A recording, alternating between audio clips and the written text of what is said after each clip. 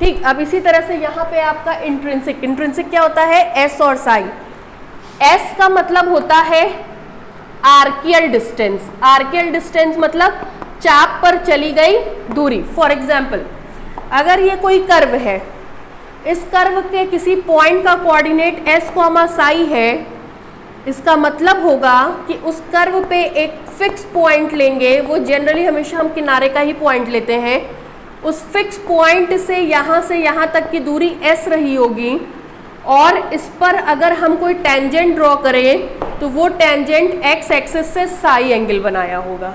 ये पिक्चर हमने कल आप लोगों को समझा दिया था, ठीक है, कि s और साई का मतलब क्या होता है। ठीक, अब आज हम लोग अपने मेन टॉपिक पे आ रहे हैं, उसमें है intrinsic of common catenary. Copy दीजिएगा, डायग्राम बनवाए होंगे।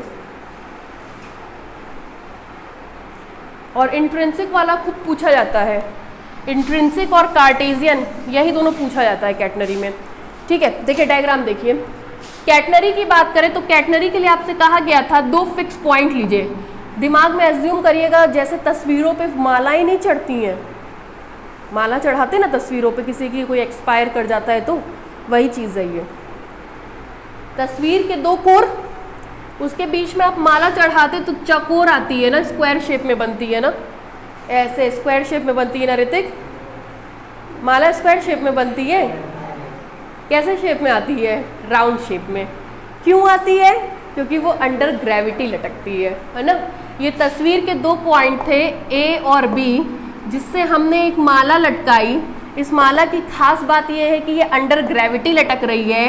ये वाई एक्सिस, ये एक्स एक्सिस, इसको बोलते हैं लोवेस्ट पॉइंट सी। इसका कोऑर्डिनेट हमेशा होता है 0, c। इतनी दूरी हमेशा होती है c, इसको लिखते हैं d। इसका कोऑर्डिनेट मानते हैं x, y। यहाँ नहीं मानेंगे फिलहाल, इतनी चीज़ें। ठीक है, लोवेस्ट पॉइंट पे हमेशा और हमेशा टेंशन T0 होता है, हमेशा हमेशा और हमेशा।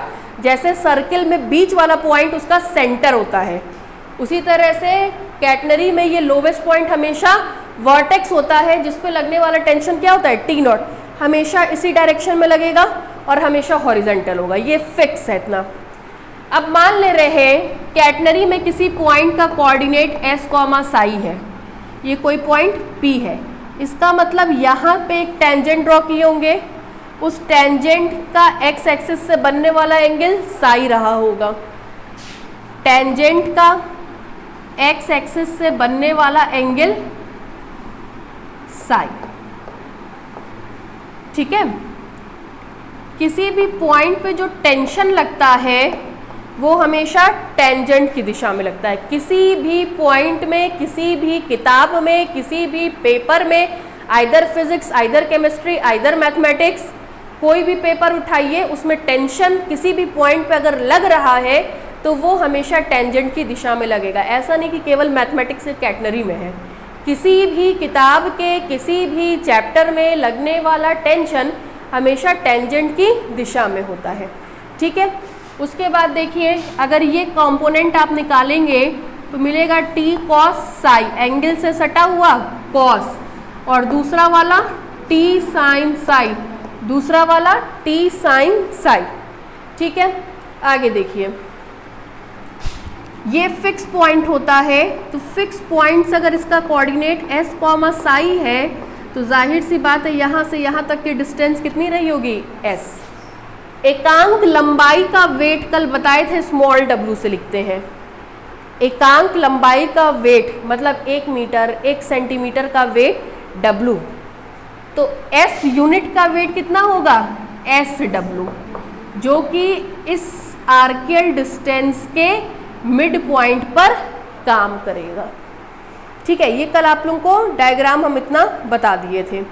अब आगे बढ़ रहे हैं, लीजिए थियरी इसकी समझ लीजिए कि कैसे आपको करना है।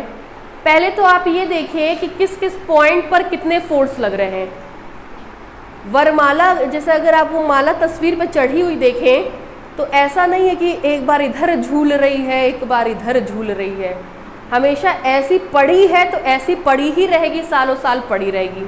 ये नहीं है कि कभी इधर घूम गई, कभी उधर घूम गई, कभी छोटी हो गई, कभी बड़ी हो गई, नहीं ना, नहीं होता है ना ऐसा। क्यों? क्योंकि वो माला इक्विलिब्रियम में होती है, तो वो अपने ऊपर लगने वाले सारे फोर्स का विरोध करती है। ठीक है, जाके हल्का सा फूंक मारिए तब भी नहीं हिलेगी, आंधी तूफान आएगा तब हिलेगी, क्योंकि तब वो विरोध नहीं कर पाती है। ठीक है, तो ये माला इक्विलिब्रियम में है, इक्विलिब्रियम में है तो इस पे लगने वाले सारे फोर्सेस का रिजल्टेंट क्या होगा? ज़ीरो होगा। लगने वाले सारे फोर्सेस का रिजल्टेंट क्या होगा? ज़ीरो होगा। कितने फोर्स लग रहे हैं अब वो देखिए। पहला फोर्स लग रहा है T0, हॉरिजेंटल लग रहा है, C पॉइंट पे लग रहा है, दाहिनी दिशा में लग रहा है। ठीक, दूसरा फोर्स लग रहा है W इंटू एस या S इंटू डब्लू, वर्टिकल लग रहा है, डाउनवर्ड लग रहा है। ये दो हिस्सों में बढ़ गया तो अब इसको नहीं लेंगे, इसको लेंगे, इसको लेंगे। एक लग रहा है T cos साई, हॉरिजेंटल लग रहा है, बाईं तरफ लग रहा है, और एक लग रहा है T sin साई, वर्टिकल लग रहा है और अपवर्ड लग रहा है। तो कहते हैं कि अगर सिस्टम इक्विलिब्रियम में है तो ऊपर वाले सारे फोर्स नीचे वाले को बैलेंस करेंगे, लेफ्ट वाले सारे फोर्स राइट वाले को बैलेंस करेंगे। ठीक है, बैलेंस कराइए। चलिए, ऊपर वाला फोर्स T sin साई, नीचे वाला फोर्स S इंटू डब्लू, दोनों आपस में क्या होंगे? बराबर होंगे in the case of equilibrium. या आप कह सकते हैं capital X is equal to 0 और capital Y is equal to 0, तब भी वही चीज़ आएगी जो हम आपको बता रहे हैं। ठीक, चलिए देखिए, अपवर्ड फोर्स, अपवर्ड है आपका T sin साई, डाउनवर्ड है आपका W इंटू एस, दोनों आपस में क्या होंगे? बराबर। ठीक है, लेफ्ट तरफ काम करने वाला फोर्स राइट तरफ काम करने वाले फोर्स के बराबर होगा। लेफ्ट वाला फोर्स है T cos साई, राइट वाला फोर्स है T0, ये दोनों भी आपस में क्या होंगे? बराबर होंगे। ठीक, दोनों को डिवाइड कर दीजिए। डिवाइड करेंगे तो मिलेगा T sin psi upon T cos psi is equal to W into S upon T0। ठीक, कल हमने आपको बताया था T0 का मान, कहते T0, पेज पलट के देखिए डेफिनेशन में, T0 is equal to W into C हमेशा होता है। ठीक, रख दीजिए। दिस इम्प्लाइज T से T क्या होगा? Cancel. tan psi is equal to W into S upon W into C, W से W cancel. This implies tan psi is equal to S upon C, this implies S is equal to C tan psi. ये intrinsic में equation है। ठीक है, अच्छा teachers बता देते हैं ये इंट्रिंसिक में इक्वेशन है, आप भी गर्दन हिला लेते हैं हाँ हाँ है। कैसे पता ये इंट्रिंसिक में है? S और साई, तो बेटा S और साई तो यहाँ पे भी आया है, ये इंट्रिंसिक में नहीं है।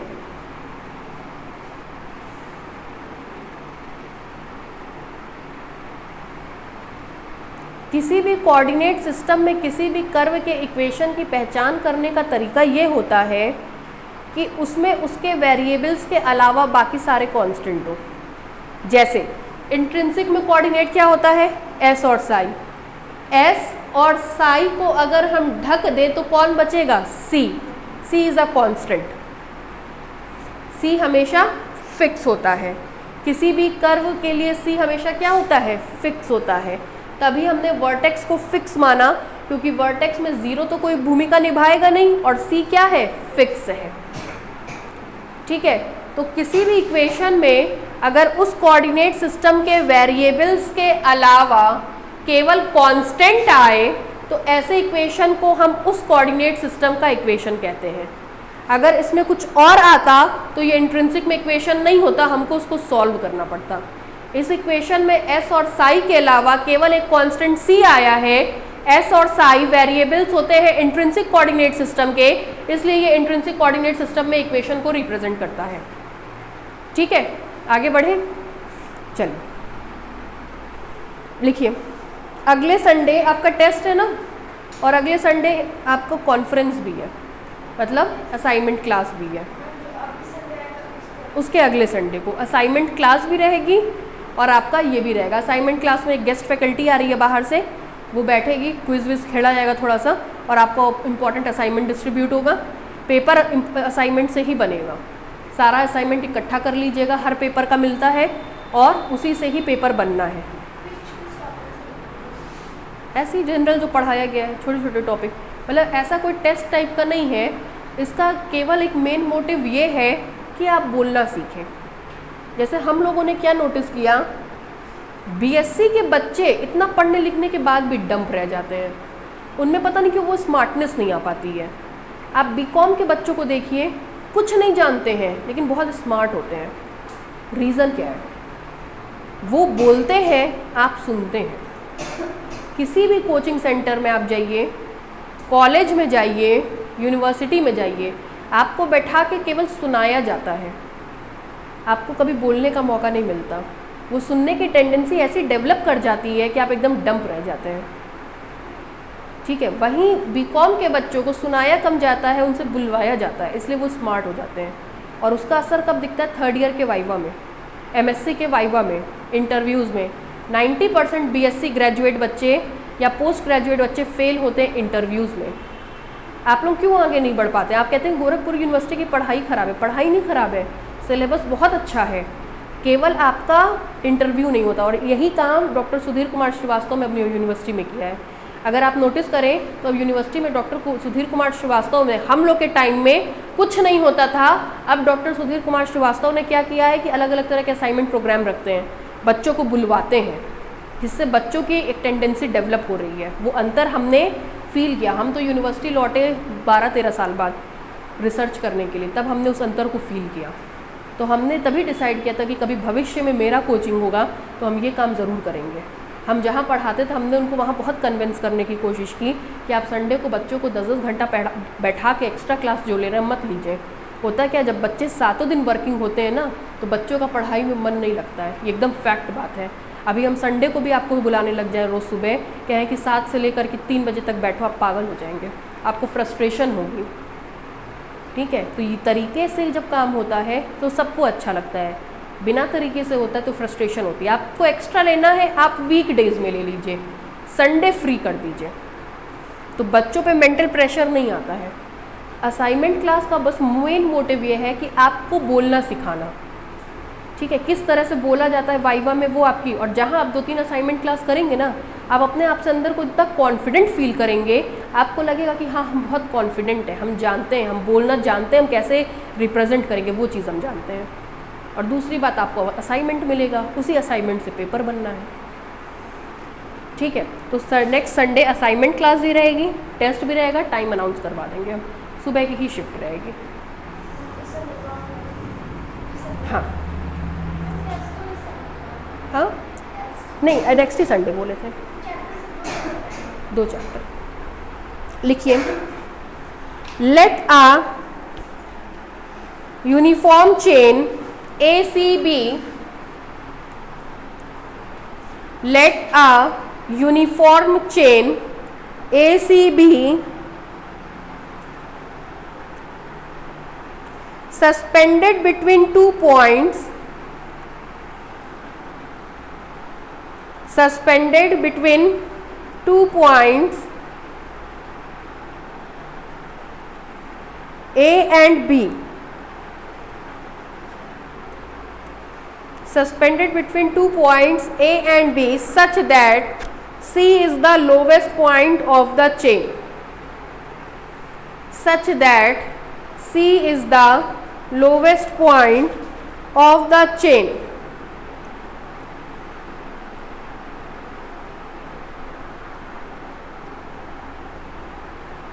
Full stop.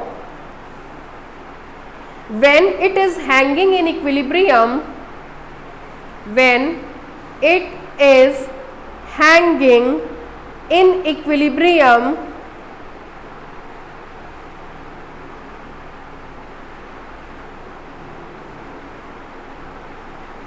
under the action of gravity only,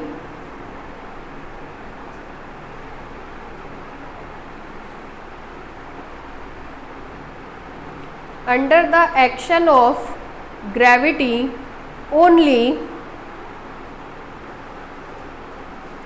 comma, in this case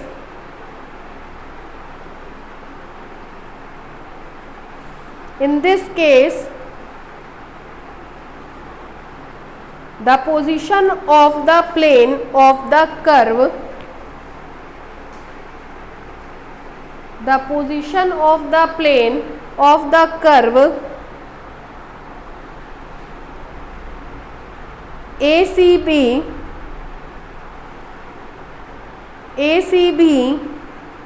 will be vertical.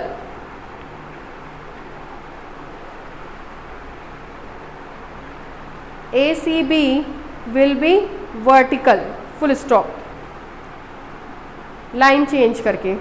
Late P be any point, let capital P be any point of the string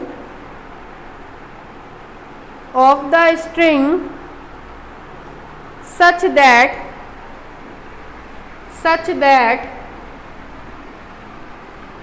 arc CP is equal to S. इसको बोलते हैं चाप, मतलब arc CP is equal to S,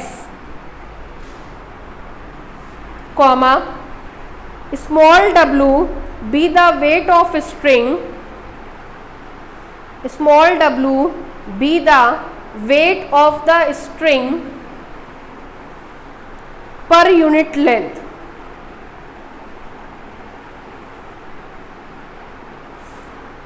Per unit length.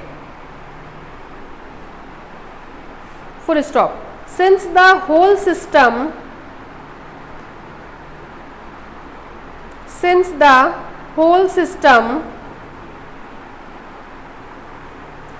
is in equilibrium,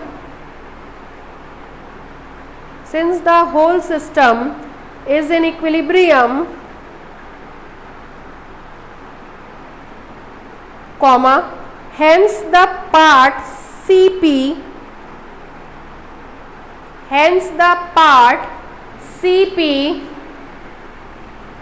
ये CP, ठीक है, hence the part CP will also be in equilibrium.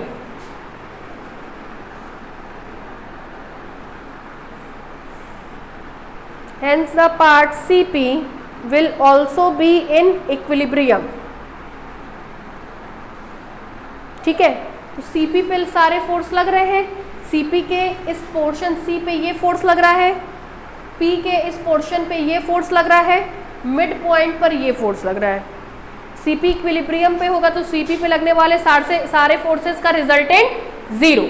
ठीक है, लिखिए इसमें फिर.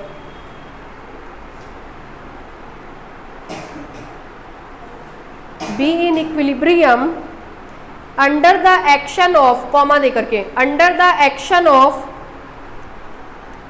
following three forces only.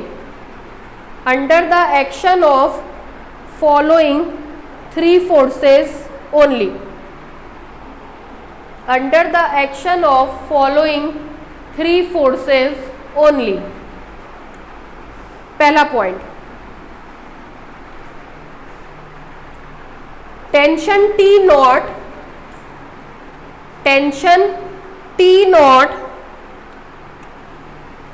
acting horizontally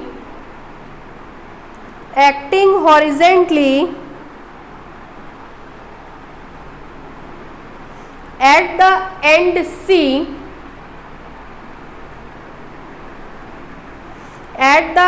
C, being the lowest point of the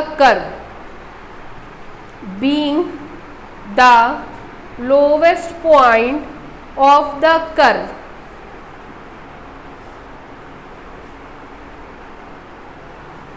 दूसरा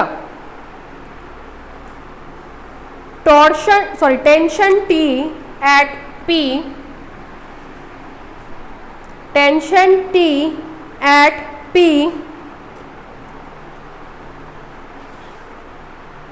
acting along the direction of tangent, acting along the direction of tangent as shown in figure.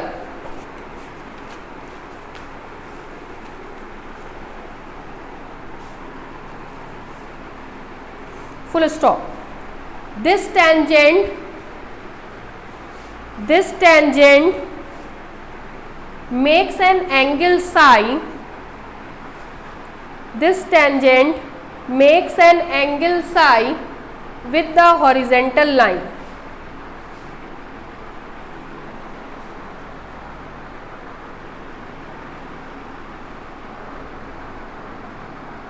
ठीक है। तीसरा, the weight W into S, the weight W into S of the arc CP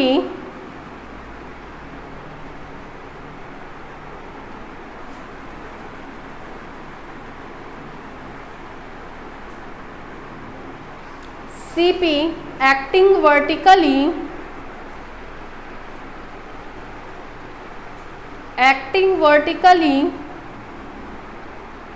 in the downward direction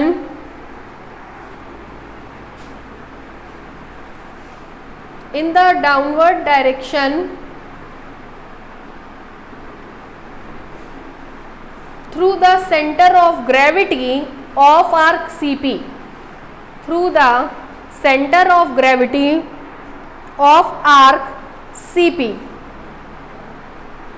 through the center of gravity of arc CP.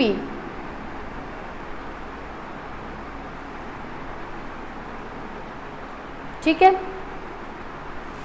लिखिए resolve, line change करके, resolving the T को हमने resolve किया है, दो component मिले हैं T cos psi और टी साइन साई, वही लिखवा रहे हैं। Resolving the T, resolving the capital T in horizontal and vertical, in horizontal and vertical for equilibrium,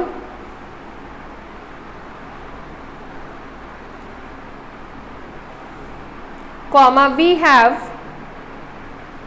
equation 1 and 2 उतारिए।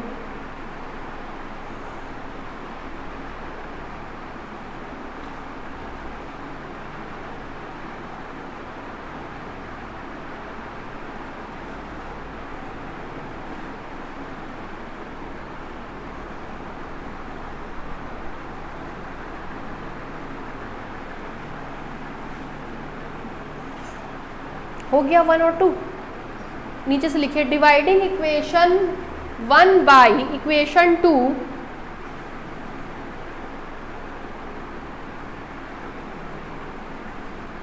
Comma we get, बस ये वाली लाइन लिखिएगा अभी।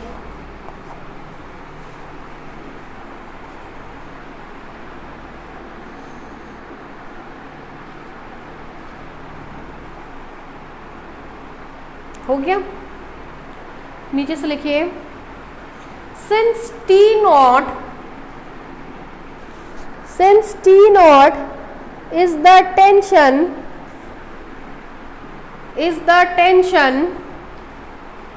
at lowest point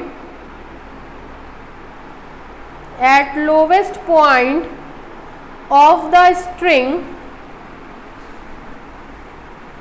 at lowest point of the string, full stop, hence, मतलब T not क्या है, lowest point पे लगने वाला टेंशन है, तो हमने कहा टी नॉट की वैल्यू हमेशा क्या आएगी, W इंटू सी, मतलब ये वैल्यू पर्टिकुलर होती है, ये कभी भी चेंज नहीं होती है। अलग अलग तरीके के कर्व के लिए अलग अलग होती है, लेकिन एक फिक्स कर्व के लिए वो वैल्यू फिक्स होती है, वही बात लिखवा रहे हैं। ठीक है, लिखिए hence it must be unique, hence it must be unique for the particular system, unique for the particular system, for the particular system taken, full stop. Therefore let it let it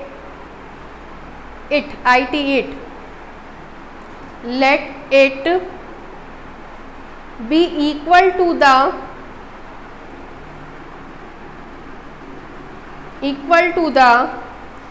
weight of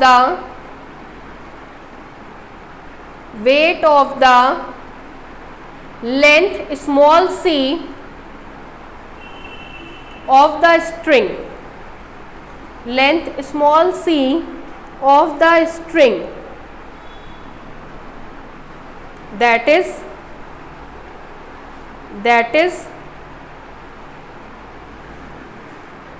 T not is equal to W into सी।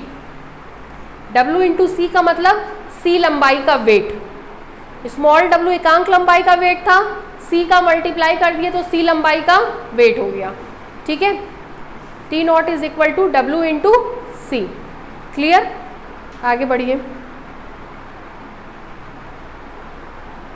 नीचे से लिखिए। हाँ, small C का wait है, capital C कुछ नहीं, capital C केवल vertex है। ठीक है, फिर लिखिए देयरफॉर वी हैव, पूरा उतार लीजिए,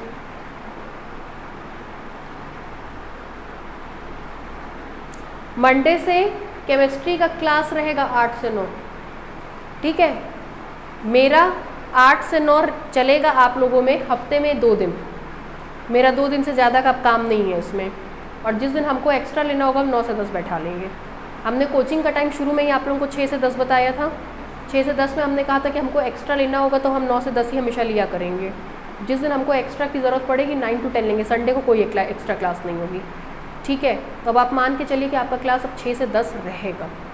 कॉलेज यूनिवर्सिटी 9:50 पे शुरू होता है, सेंट एंड्रयूज़ भी आपका लेट से शुरू होता है, MG भी लेट से शुरू होता है। कोई भी कॉलेज हमको नहीं लगता कि 9:45 बजे से पहले शुरू होता है, उस दिन 10 मिनट पहले आपका क्लास छोड़ दिया जाएगा।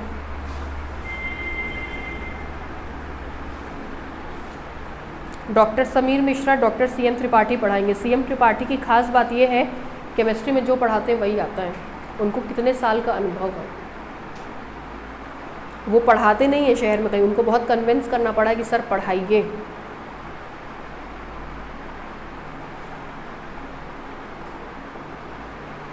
नॉलेज दोनों का बहुत अच्छा है। हो गया भाई, इंट्रिंसिक है ये, लिखवा सकते हैं। अब हम लिखिए which is the equation of common catenary,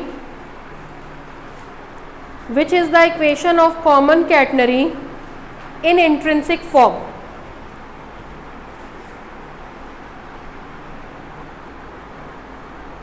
Monday से ही शाम का बैच शुरू हो रहा है और ट्यूसडे से BSc फर्स्ट ईयर शुरू हो रहा है। कोई आपसे पूछे तो बता दीजिएगा, BSc फर्स्ट ईयर के काफ़ी एडमिशन हो रहे हैं। Which is the equation of common catenary. हो गया, नेक्स्ट हेडलाइन डालिए Cartesian equation of common catenary. आखिरी बार 2019 में आया है, बहुत इंपॉर्टेंट है, इस साल आने के चांसेस ज़्यादा हैं।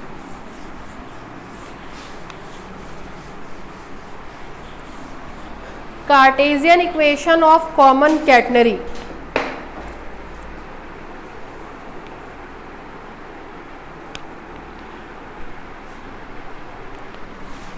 कार्टेशियन में कोऑर्डिनेट क्या क्या होते हैं, x और y। इसका मतलब पूरा इक्वेशन किसके टर्म में आएगा, x और y के। देखिए कॉमन कैटनरी का आपकी बुक में डायग्राम अब कहीं नहीं दिया है, लेकिन हम लोग एग्जामिनेशन में कोई भी प्रूफ करेंगे डायग्राम ज़रूर बनाएंगे, ठीक है। कैटनरी है, 2 पॉइंट के बीच में हैंग है, this point are A and B, this is your Y axis, this is your X axis, ये origin lowest point, coordinate is 0, C, D Y axis, ठीक है। ध्यान दीजिएगा, कोई पॉइंट P है जिसका कोऑर्डिनेट x, y है, तो यहाँ से यहाँ परपेंडिकुलर डालें, यहाँ से यहाँ परपेंडिकुलर डालें, ये हमारा x हो गया और ये हमारा y हो गया, ठीक। इस पॉइंट पर खींचा गया टेंजेंट अभी हमने पीछे बताया था कितना एंगल बनाता है, साई, ठीक है।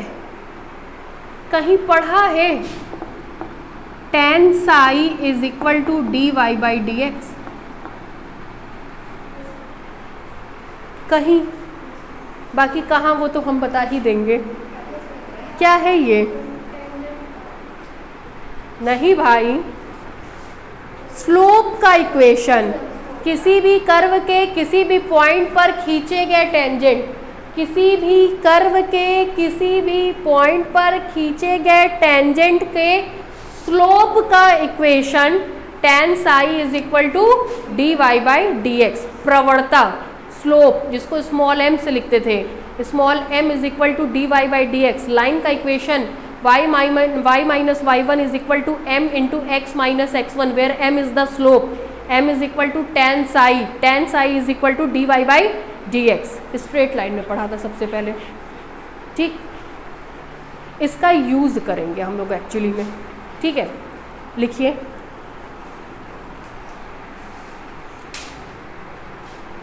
Cartesian equation of common catenary. Intrinsic में इक्वेशन क्या आया था?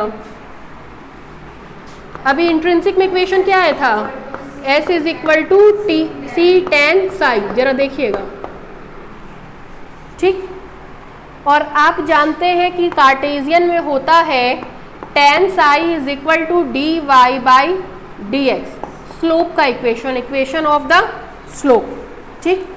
फिर देखिए, इन दोनों इक्वेशन का यूज करेंगे, using equation 1 and 2 comma we get, use करोगे आप तो tan साई की जगह पुट कर देंगे S is equal to C, tan psi की जगह dy बाई dx, ठीक है। किसके रिस्पेक्ट में डिफ्रेंशिएटेड है? x के। टोटल डिफ्रेंशिएशन है, टोटल और पार्शियल जानते हैं। d का मतलब टोटल, डेल का मतलब पार्शियल। d टोटल तब आता है जब केवल एक वेरिएबल के रिस्पेक्ट में डिफ्रेंशिएट करते हैं, ये तब जाता है जब मोर देन 1 के रिस्पेक्ट में डिफ्रेंशिएट करते हैं। चूंकि यहाँ टोटल आया है तो जाहिर सी बात है एक ही वेरिएबल के रिस्पेक्ट में डिफ्रेंशिएट होगा, वो क्या है? x, ठीक। इस पूरे इक्वेशन को x के रिस्पेक्ट में डिफ्रेंशिएट करिए फिर से, differentiating above equation with respect to x again, comma we get, ठीक। कराइए, मेरे हिसाब से ds बाई dx, c बेचारा कांस्टेंट, इसको करेंगे तो d और d मिल करके d2 बाई dx और dx मिलके dx स्क्वायर, ठीक है। आगे बढ़े, कोई डाउट है? दिस इम्प्लाई, इसको मान ले रहे हैं इक्वेशन नंबर 3। जरा यहां देखिए, कहीं पढ़ा है क्या? ये हिस्सा लेके चल रहे हैं, ये हो, ये dx हो, ये dy हो और ये ds हो, तो कभी पढ़े हैं ds square is equal to dx square plus dy square, और सॉल्व कर दे रहे हैं। दिस इम्प्लाइज, इससे डिवाइड करिए, ds बाई dx का whole square is equal to 1 plus D Y by D X का होल स्क्वायर। और सॉल्व करिए, D S by D x is equal to under root 1 plus D Y by D X का whole square. चलिए अब बताइए, कभी पढ़े हैं? नहीं पढ़े होंगे, बीएससी फर्स्ट ईयर का है। बीएससी फर्स्ट ईयर में क्या बताए थे? बीएससी फर्स्ट ईयर में जब आप लोग कर्व ट्रेसिंग शुरू करते हैं तो किसी भी कर्व का आधार ये माना गया है, किसी भी कर्व का, straight line, circle, parabola, ellipse, hyperbola या इसके अलावा जितने भी कर्व आप जानते हैं। और कोई कर्व जानते हैं? कार्डोइड होता है, सिनेट्रॉइड होता है, मतलब कम से कम 100-150 कर्व का नाम अभी हम यहाँ बैठे बैठे खड़े खड़े गिनवा सकते हैं।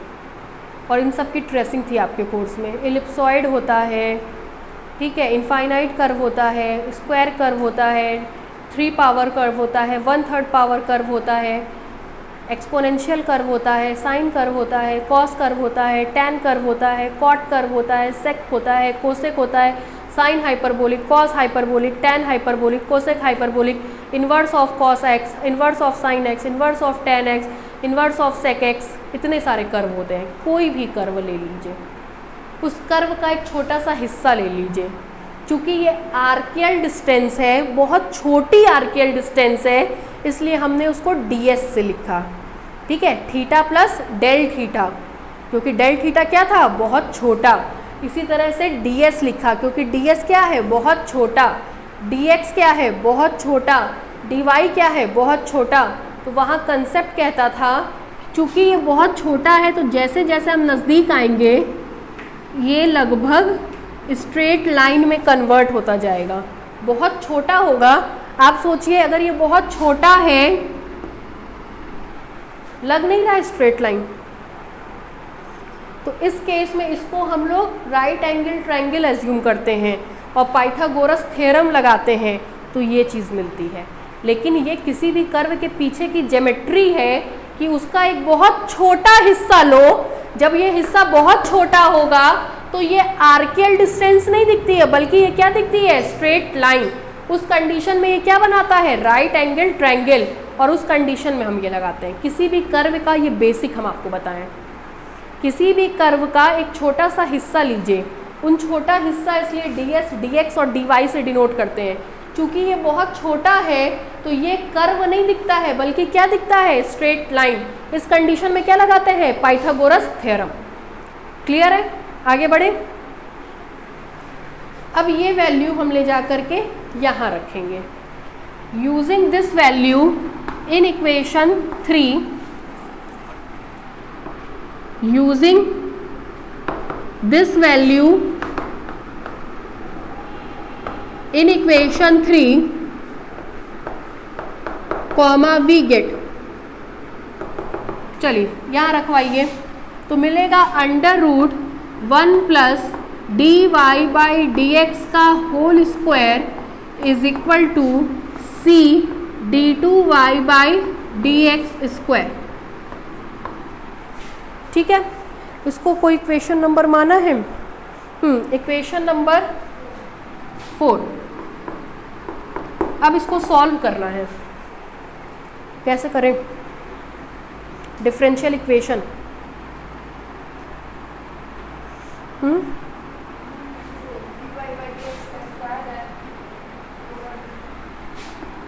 पुट कर देंगे dy बाई डी एक्स की जगह p। This implies d2y by D X square is equal to dp by dx। ठीक है हर्षिता, समझ में आ रहा है ये? इन दोनों का यूज 4 में कर दीजिए। Using this value in equation 4, comma we gate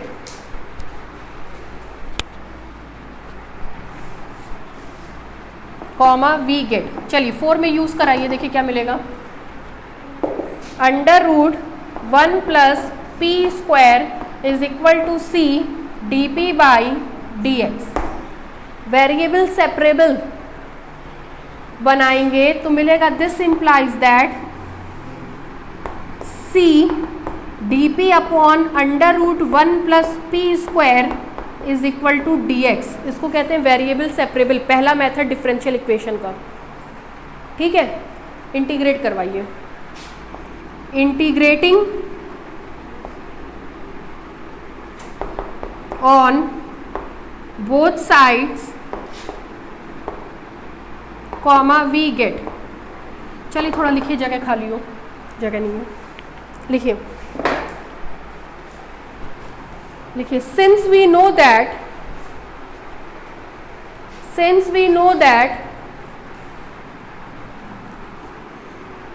intrinsic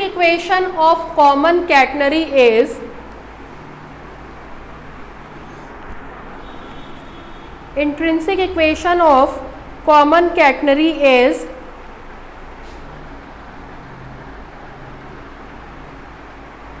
equation number 1 उतारिए।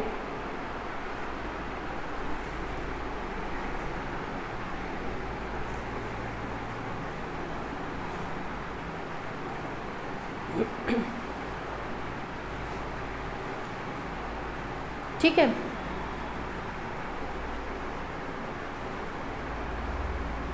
नीचे से लिखिए।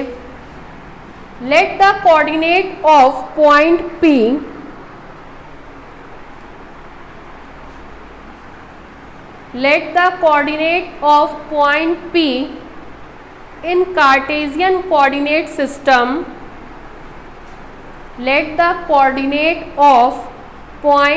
P in Cartesian coordinate system in Cartesian coordinate system is bracket में x, y देख लीजिए। p का कोऑर्डिनेट हमने यहाँ क्या माना है, x, y। इसके पहले क्या माने थे, s, psi। ठीक है, x, y। Then equation number 2।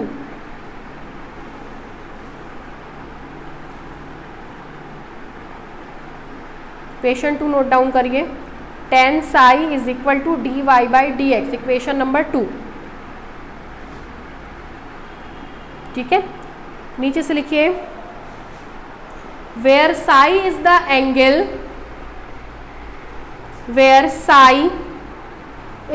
Angle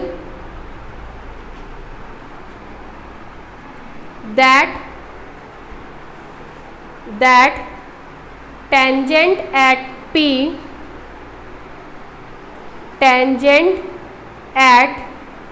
P makes with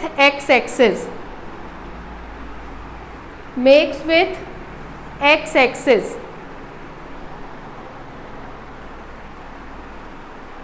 ठीक है, यहां से ले करके यहां तक उतारिए।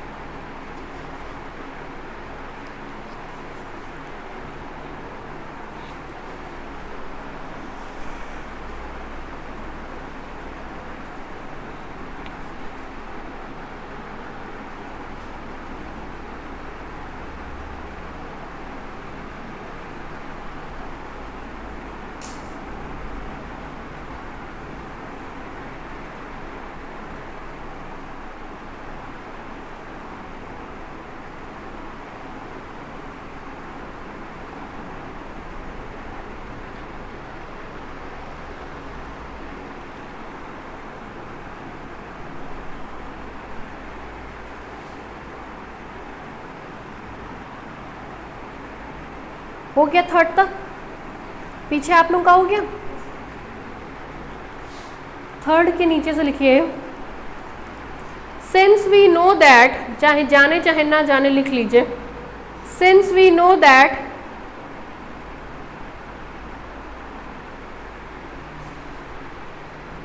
ये 3 लाइन लिखिए और इसी के सामने ये छोटा वाला बनेगा।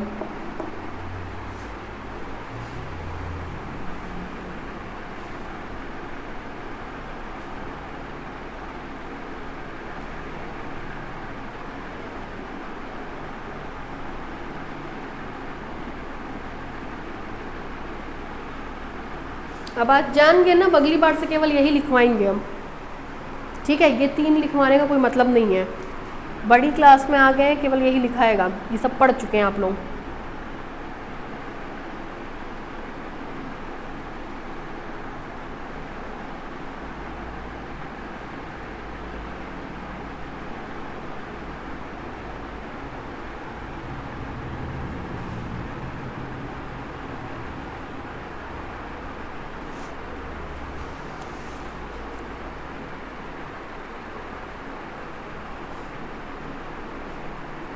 कैटनरी का डायग्राम बना लीजिए ताकि हम ब्लैक बोर्ड खाली कर सकें।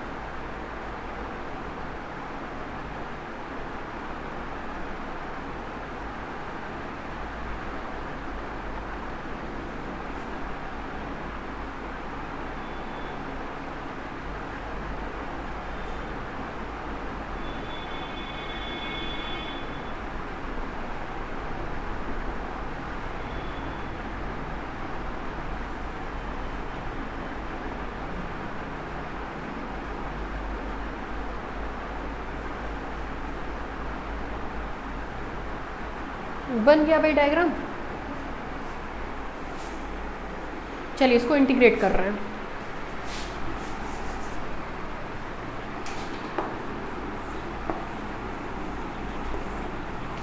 मिलेगा c कांस्टेंट तो बाहर कर देंगे, c integral dp upon under root 1 plus p square is equal to integral of dx।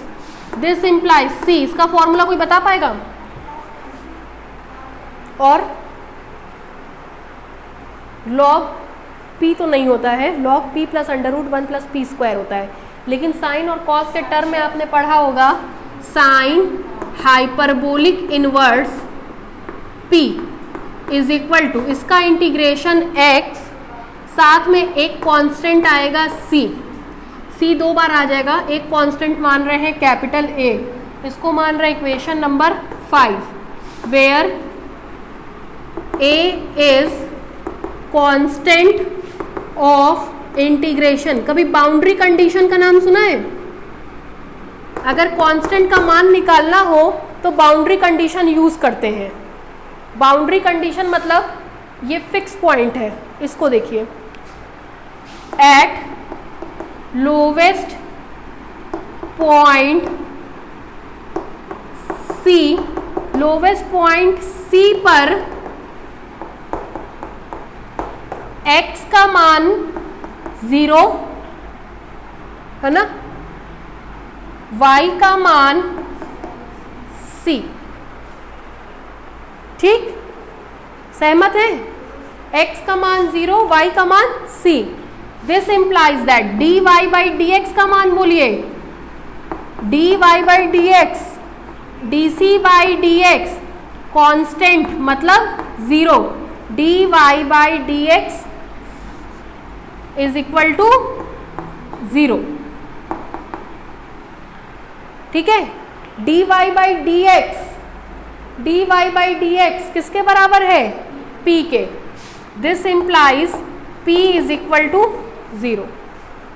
ठीक, पी का मान मिल गया, एक्स का मान मिल गया, ए का मान निकाल लेंगे, निकालने चल रहे, इसको बाउंड्री कंडीशन कहते हैं।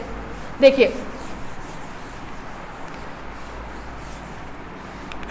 Using this value in equation 5, using these values in equation 5 comma we get. चलिए यूज कराइए, इक्वेशन नंबर 5 में यूज करेंगे तो आपको मिल जाएगा C sine hyperbolic inverse P की जगह 0, सी की जगह 0, कैपिटल ए। दिस इंप्लाइज इसकी वैल्यू 0 होती है। ठीक है, 0 में सी का मल्टीप्लाई करेंगे तब भी क्या आएगा? 0 is equal to 0 plus A. This implies that A is equal to 0। Sine hyperbolic inverse 0 की वैल्यू 0, साइन 0 की वैल्यू 0, साइन इनवर्स 0 की वैल्यू 0। ठीक है, यूज कर दीजिए 5 में, using it in 5, using it in equation 5 comma we get. जैसे ही 5 में यूज करेंगे आपको मिलेगा C sine hyperbolic inverse P is equal to X plus 0 that is X. C को यहाँ भेज दीजिए, मिलेगा साइन हाइपरबोलिक इनवर्स पी की value D Y by D x is equal to X by सी। ठीक है, साइन हाइपरबोलिक इधर आएगा तो मिलेगा D Y by D x is equal to sine hyperbolic x by c. क्यों ऋतिक? साइन इनवर्स उधर जाता है तो साइन, साइन हाइपरबोलिक इनवर्स उधर जाएगा तो साइन हाइपरबोलिक।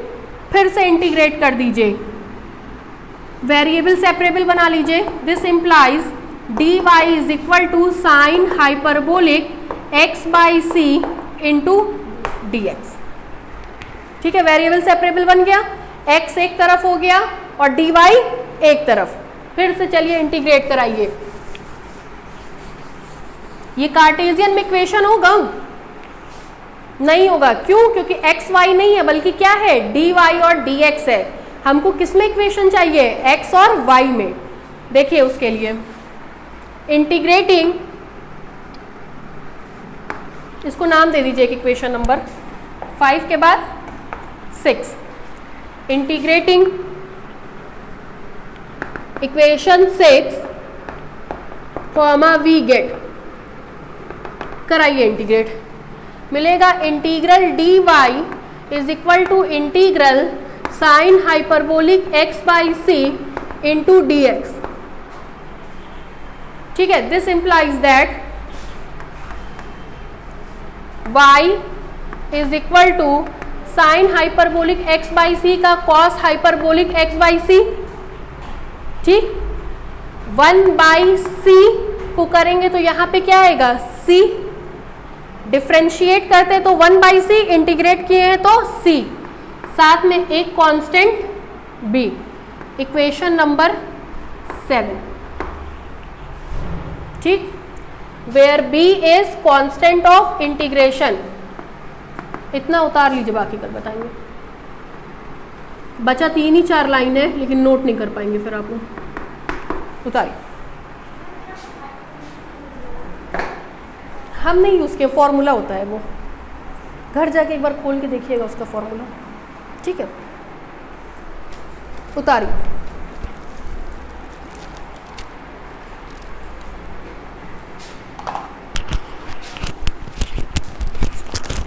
कहाँ से उतार रहे हो? यूजिंग दिस वैल्यू से उतार।